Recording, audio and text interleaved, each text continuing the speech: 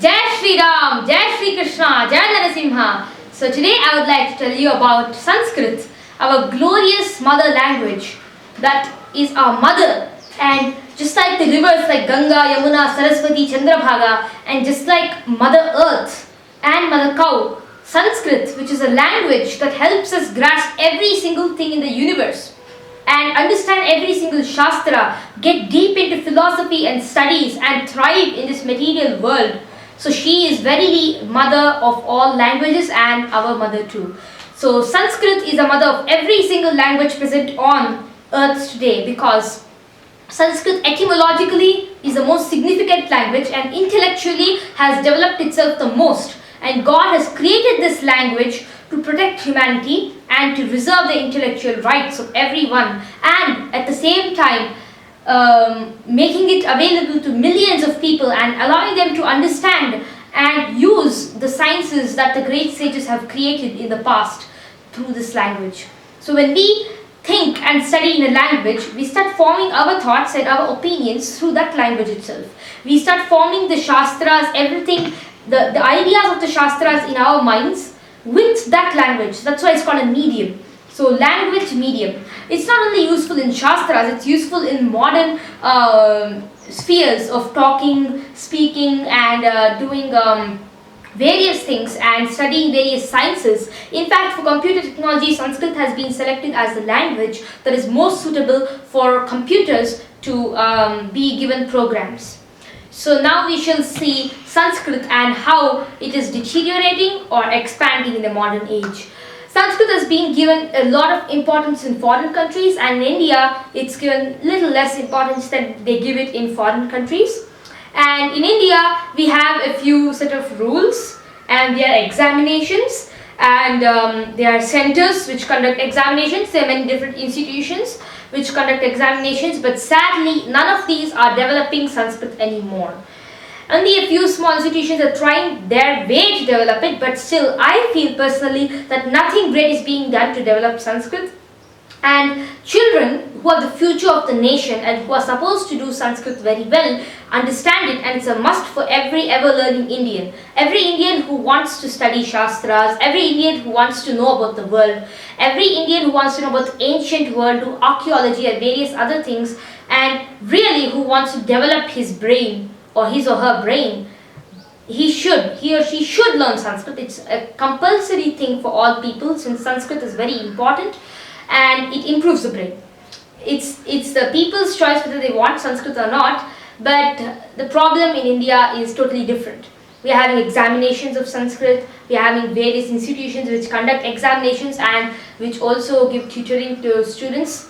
But the problem here is the examinations are allowing every single child to copy, except those who have their own mental conscience saying I should not copy. So I've been to many of these exams, and when I went there, I'm shocked everybody's having smartphones, or they're having books, or the teachers hand over the books to the children over there.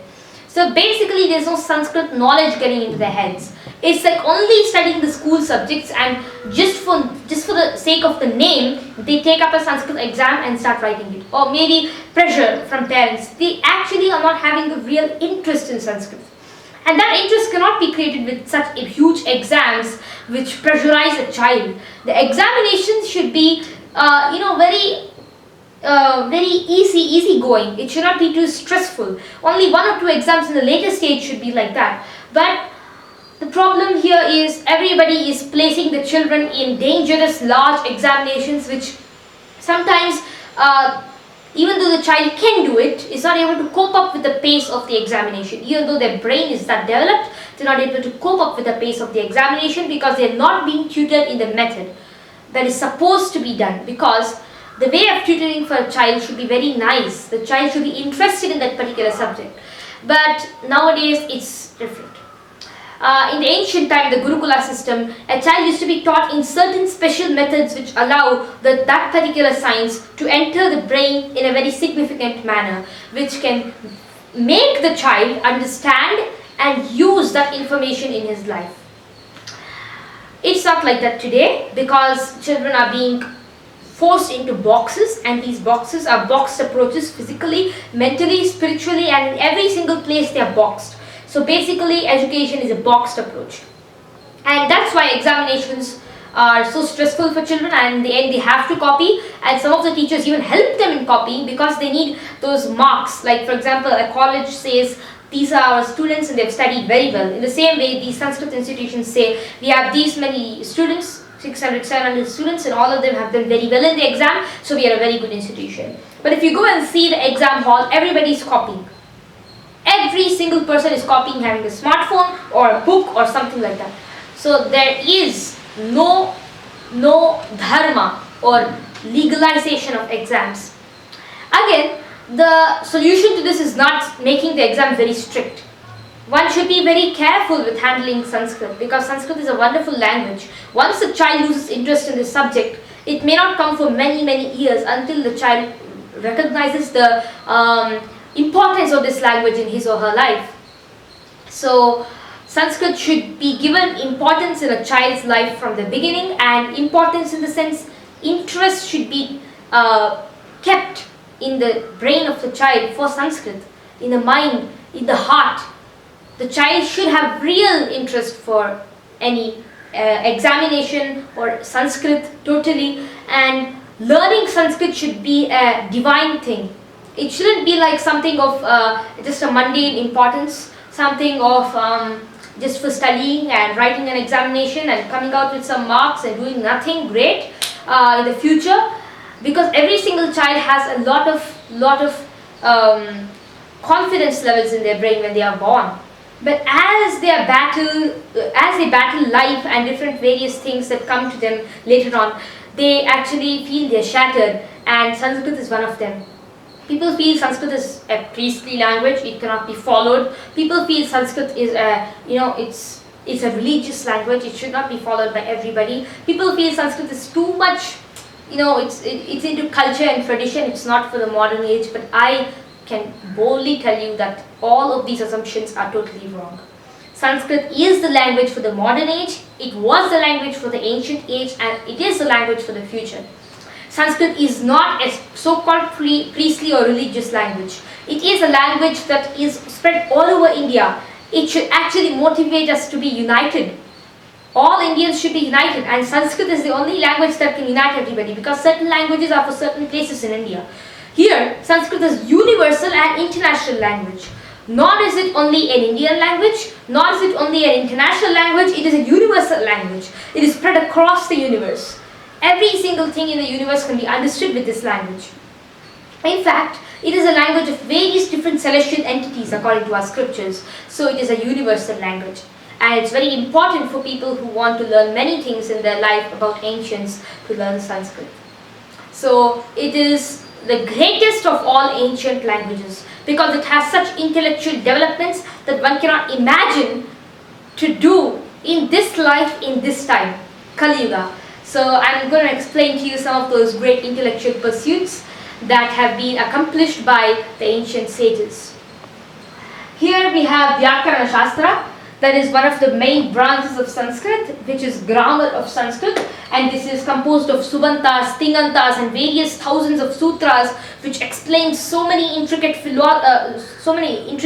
mathematical equations, kind of, or formulas to construct words. They are algebraic, or I don't know how to call it, but it's extremely significant, and it's the method that the ancients have used to construct every single word. It's one of the only languages that shows the entire process of constructing a single word, and that comes from various different sutras coming together with various suffixes and prefixes and constructing a single word. It's such an amazing science, and this science has been used to construct the entirety of Sanskrit. The entirety of Sanskrit is accomplished by the construction of various verbs, verb roots, tingantas and ting pratyas, and noun roots, subantas and supratyas, together mixing with suffixes and prefixes wherever needed, and also with some annotations and some conventions called sannyas together in different places, which lead to different sutras joined to other words and then coming together to form just a single word that has not been shown by almost any other language, the complete construction of one particular word. For example, we have the word bhavati. Here I shall explain it in Sanskrit first and then tell it in English. So bhavati is basically bhusattayam is a dhatu. Bhusattayam is dhatoho ting pratyay. So for ting pratyaya we use a sutra. Tiptasthimipvasmas tiptasthimipvasmasta atam jathasatham dhvam itvahimahing. So in this sutra we have tip pratyaya. So bhutip iti jate tingshit sarvadhatukam ityanena sarvadhatuka sanyayam bhuti iti jate tipah anubandhalope bhuti iti jate tannantaram kartari shap ityanena shapi anubandhalope bhuati iti jate sarvadhatuka ardhadhatukayoh ityanena sutrena bhoati iti jate echo yavayavah ityanena sutrena avadeshe bhavati iti bhavati. So the meaning of this is that for just one single word construction, bhavati, that means becomes in English. So there are about 2000 verb roots in Sanskrit, and now we're going to only see one verb root of this, and that too one part of a lakara of a verb root in this. So there are 10 lakaras, and with these 10 lakaras there are 2000 verb roots, and in each verb root there are 9 different forms: first person, second person, and third person, and there are 3 vachanas. Ekavachana, dvivachana and bahuvachana, that is singular, dual and plural, and it's one of the only languages which has dual also in it. Most languages have only singular and plural, and Sanskrit has some very unique thing, dual. So then it comes like this. First it is bhu sattayam. So out of the 2000 verb roots, bhu sattayam is one of the roots. So bhu is a root. The main root is bhu. Sattayam is the meaning of the root. So bhu is taken first. Then we have a sutra, tiptaschi ityadi. So we have very long sutra, tiptaschi sipthasthamek pasmastatam chadasatham dhvam itvahimahing. So from this sutra we take the first thing, tip, which means ekavachana prathama purusha. We join this to bhu tip.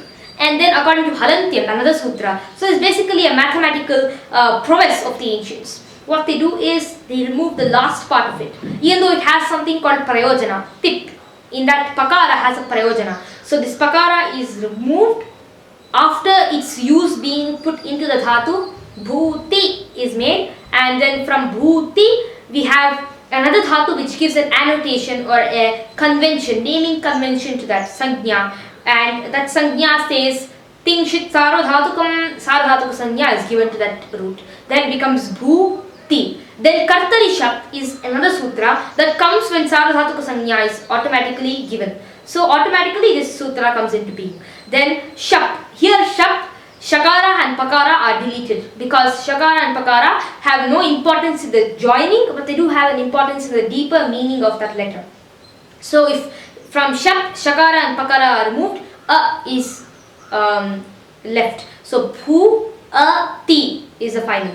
Then we have another process. From here, sarvadhatuka ardhadhatukayoho is another sutra.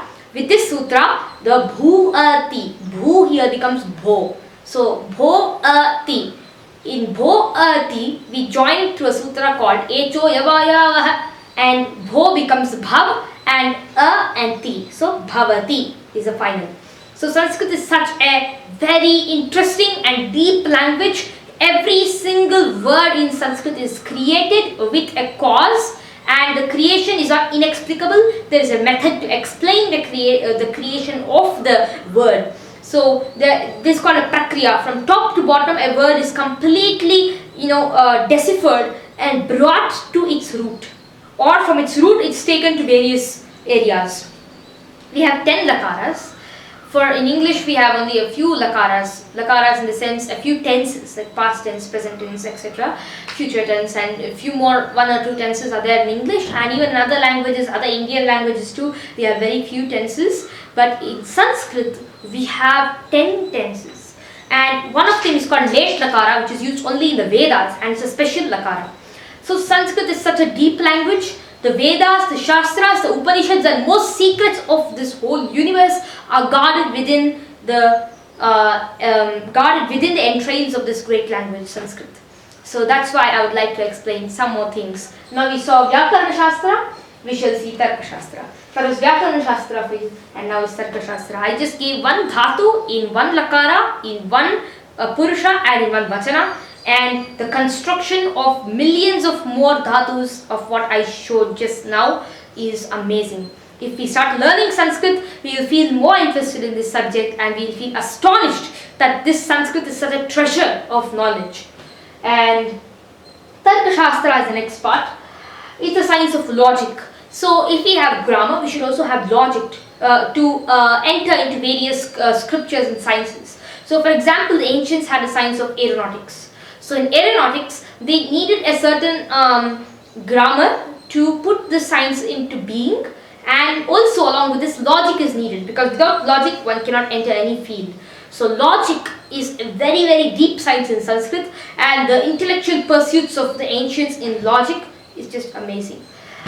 Tarka Shastra is actually a very large Shastra. It actually is a basis of the Shat Darshanas. There are 6 Darshanas in Hinduism and in Vedanta, and it's not only of Hinduism, it is basically normal logic, normal human logic.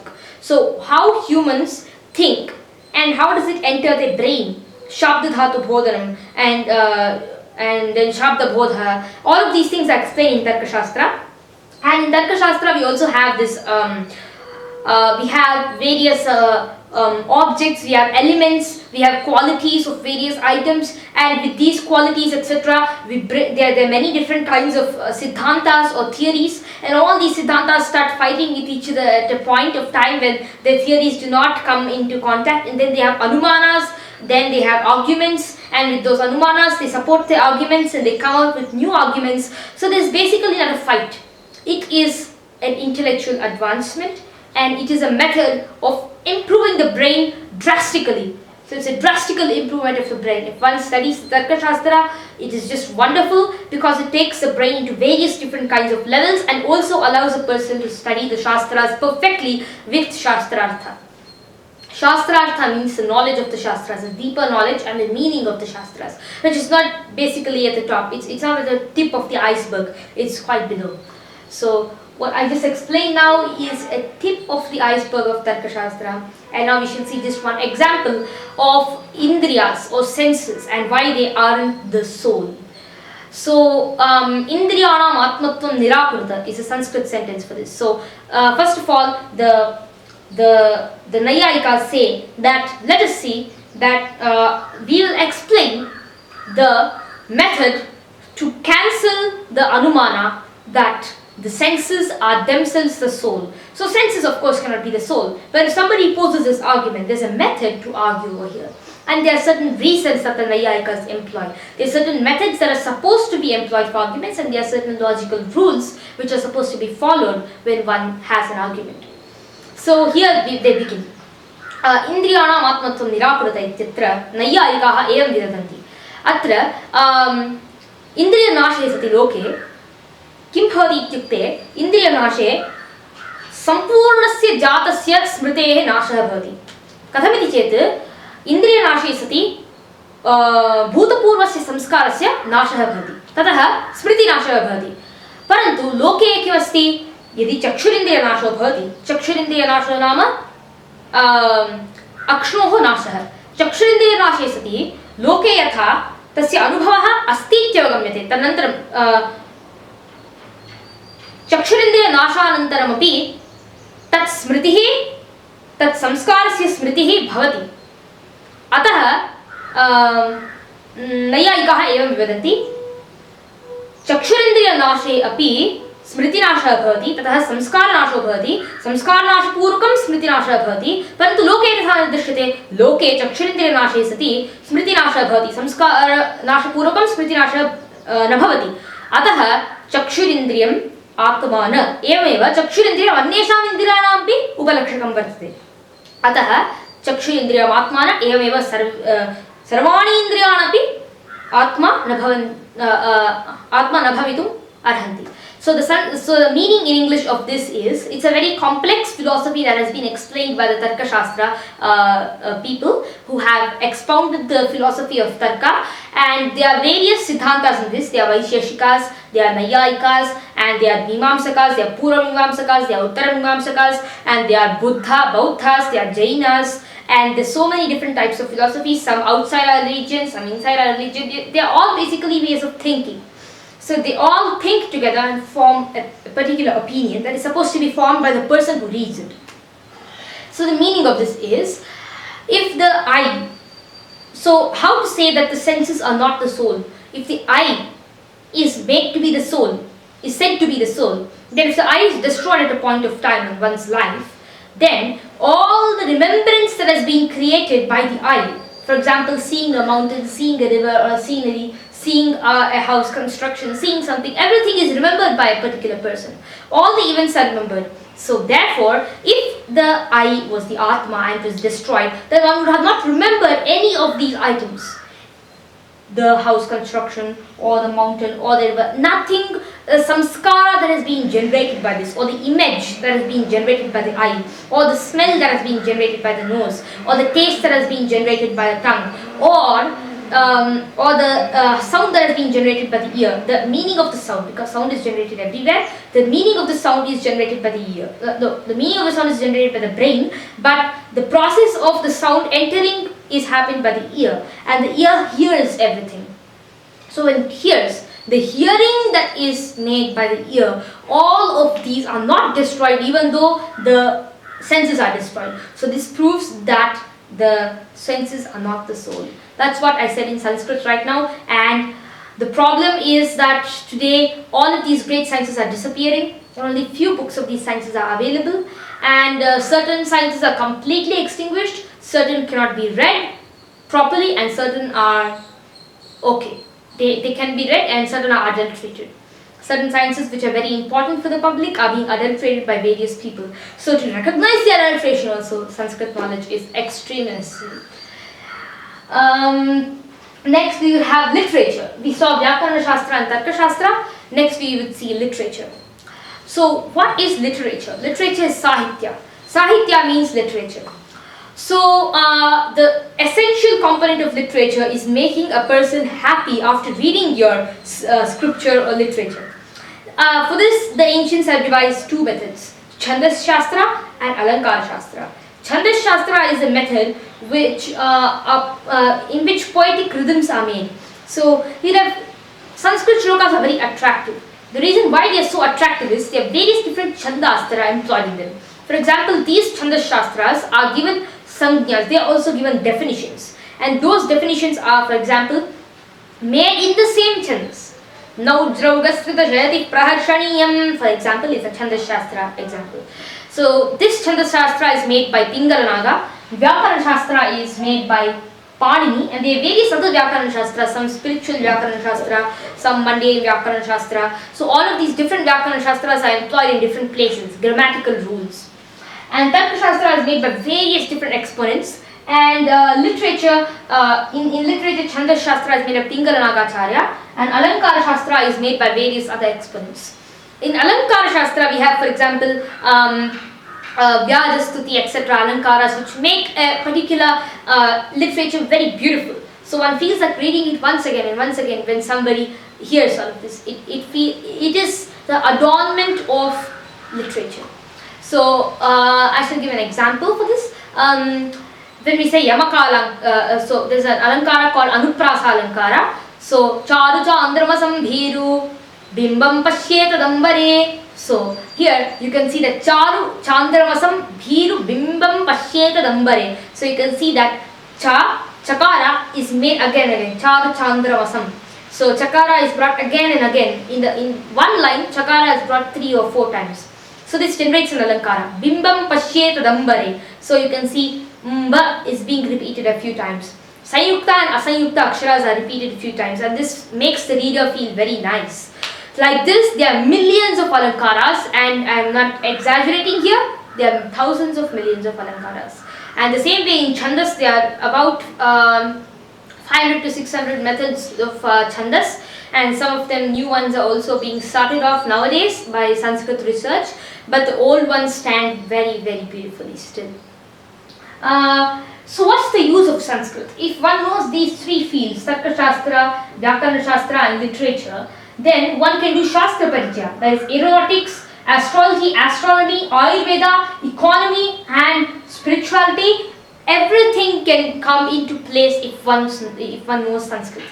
Secondly, the second thing that can be achieved by Sanskrit is brain development. Many researches have been conducted which show that brain development can be done by Sanskrit. Heart can be made proper by Sanskrit. For example, the ECG is a problem. At earlier stages, if one keeps chanting various shlokas from Bhagavad Gita, or if one keeps chanting or talking and speaking in Sanskrit, the ECG is significantly made proper.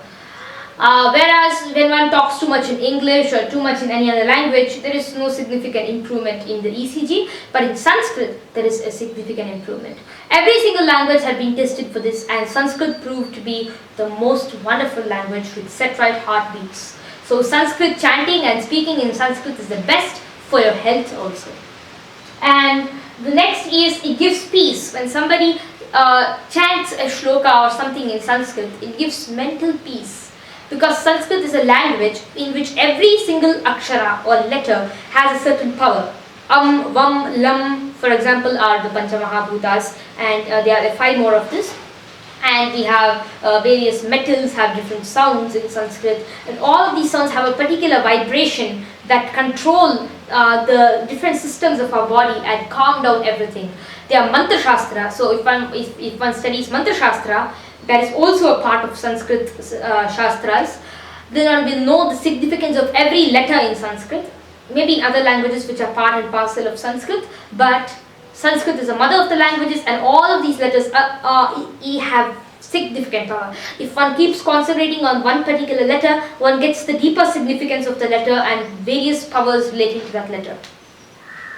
So the next thing is, Sanskrit is very good for small children who wish to learn maths and science well, and if your parents are really worried about their development in these two fields, maths and science, if one studies Sanskrit, maths and science automatically come very fast to the brain of the child. That's why Germany and various other countries like Australia too have started including Sanskrit in their syllabus. Especially Germany is really starting a very serious employment of Sanskrit in every single syllabus of their country. And spirituality and devotion and philosophy, all of these things are wonderful parts of Sanskrit. So if one studies Sanskrit, one can do devotional compositions on the Lord, and they can be very devoted, because every single thing they read in Sanskrit, they can grasp the meaning immediately of that particular word, and they feel very good at that time, because instead of reading English translations by different people, one can understand the meaning of what the author really meant while writing the verse, because some translators might take it in different ways when they write translations. But when a person who is devoted to that Lord of the composition, heart to heart, and one who is reading it, one can grasp the Sanskrit meaning, and one can feel very devotional when one reads that, if one knows Sanskrit. And spirituality is one wonderful thing in Sanskrit, because there are various different spiritual texts in Sanskrit, and the translators often are biased, their own theories, they just inject their own theories into it, and of course that is also needed, because we should know how the world perceives a particular shastra and how we are supposed to perceive it. For example, Bhagavata Mahapurana and Bhagavad Gita are interpreted by different authors differently. The meaning is one, but the interpretation, so that's why meaning and interpretation are two different words. Meaning is one, interpretation is many. Everybody has their own way of interpreting the Bhagavad Gita or the Bhagavatam. So one who knows Sanskrit can correctly interpret it if one has the Tarka also here. Tarka is science of logic. And one has the Bhakti inside the heart, one can really interpret Bhagavad Gita perfectly. And archaeology, Ayurveda, medical, and computer technology, chemistry and mathematics all can be studied only with the help of Sanskrit. Especially computer programs are very important, because Sanskrit has significant advancement in computer programs. It's not that you can't study computer without knowing Sanskrit, but it's better if one knows Sanskrit. But chemistry, mathematics, archaeology and Ayurveda, if one wants to do archaeology on Indian texts and scriptures, it is at most necessary that one first knows Sanskrit. It has a lot of respect all over the world, and this language is in high demand. Every single country of the world is in high demand for Sanskrit teachers and people who know Sanskrit and are able to talk in Sanskrit and able to coach other students in Sanskrit. So the next thing is that, sorry for the video problem. The video got cut in the middle because my sister entered into a temporary state of dormancy and she slept off, so she forgot seeing the camera and the camera stopped recording. So let's continue. That's the problem in hiring small babies as cameramen. So let's begin.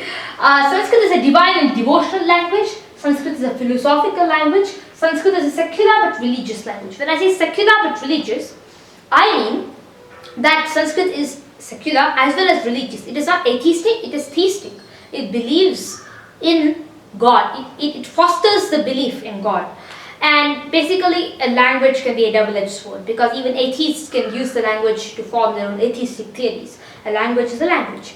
But Sanskrit generally fosters good people who believe in the Lord and helps them enter the truth, not the bad people. Because Sanskrit is a tool to enter the truth and it's a conscious tool which should only allow the good to enter into the deep divine knowledge.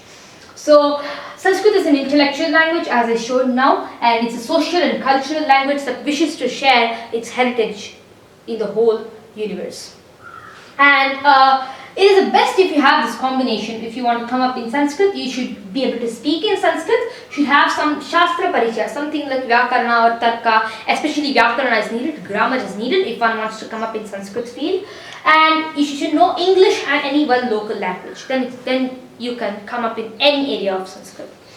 And now we shall see a few parts of Sanskrit, Tap, Neep and Shap.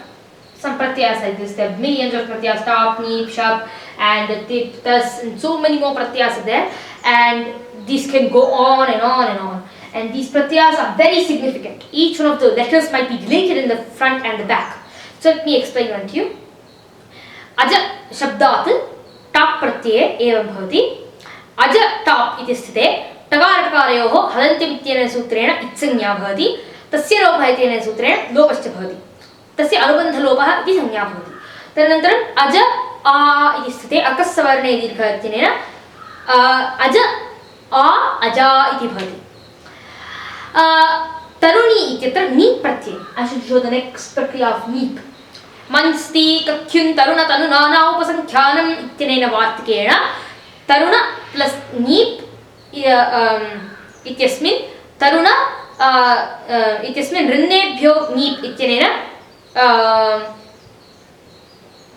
harantyam iti sutrena cha nakara pakarayoho itsanya tasya lopa ityanena lopah taruna plus e iti sthite taruni iti bhavati. Then we have many more prefixes like this. So aja Shabda is added to top pratyaya. In top pratyaya, takara and pakara are deleted due to the system of itsanya and lopa and becomes aja a and becomes aja after that, and that's how a central or neutral word is turned into feminine or masculine. If it's turned to masculine, it will be added to supratyaya which becomes ajaha. And then we have various other prefixes. Some turn strilinga and pullinga. Some give dhatus, certain elongations and certain cuts in certain places. So all of this can be known after studying grammar. And these are tingantas, that are verbs, and subantas, that are nouns. And there are suffixes and prefixes and so many other things. And there are 8 chapters in this Ashtadhyayi, and all of them are full of valuable and wonderful knowledge. And I wish you all to study Sanskrit and come up in this field because Sanskrit is very good, and at least knowing a little bit of Sanskrit can help a lot in life. So thank you. Jai Shri Krishna, Jai Shri Ram, Jai Shri Narasimha. Only a matter of 4 minutes.